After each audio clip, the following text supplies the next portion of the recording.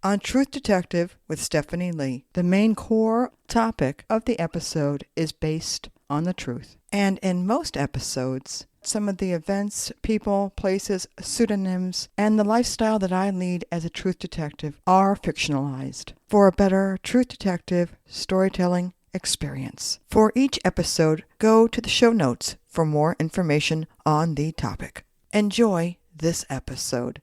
Welcome. This is Truth Detective with Stephanie Lee, Dystopian Stories.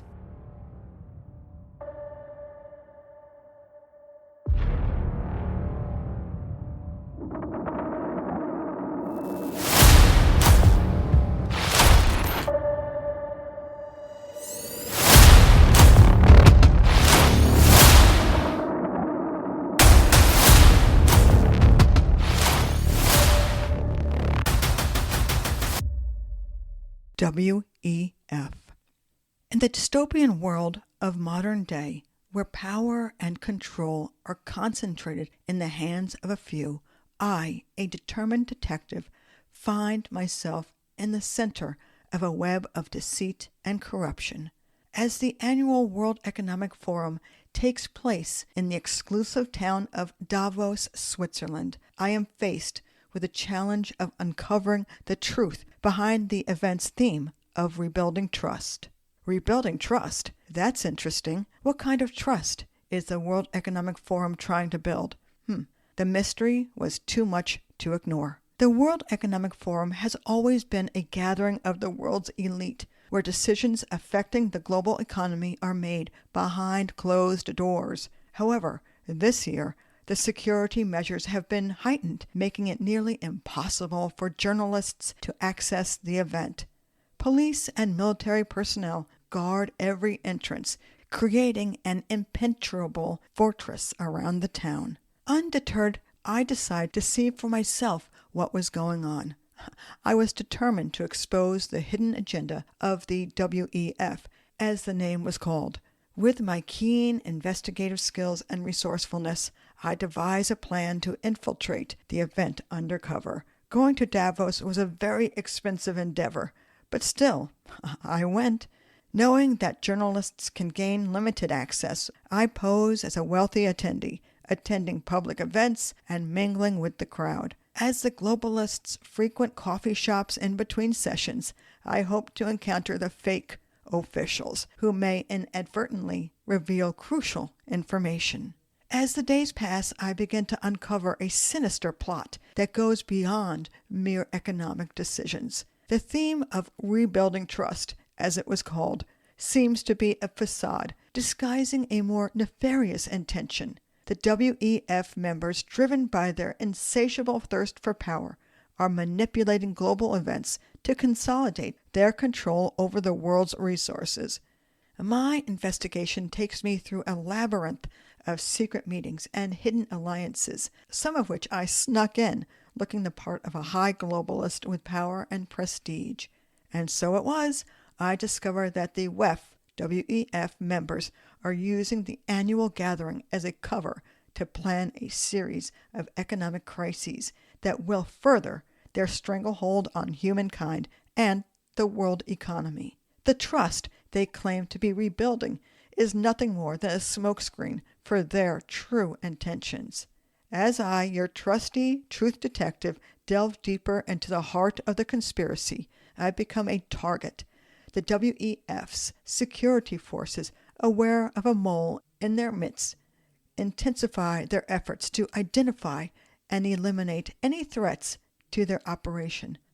I must navigate a treacherous landscape of deception, evading capture while gathering evidence to expose the truth. With time running out, I uncovered a crucial piece of information that could bring down the entire operation. I sure hope so. I realize that the breakout sessions, which are off limits to journalists, hold the key to unraveling the conspiracy. Determined to gain access, I hatched a daring plan to disguise myself as a WEF member and attend one of these closed-door sessions. I managed to infiltrate the session, armed with the evidence I have long been gathering, Becoming a member of the World Economic Forum through their website, which had tickets available, I managed to infiltrate the session, armed with the evidence I have long been gathering.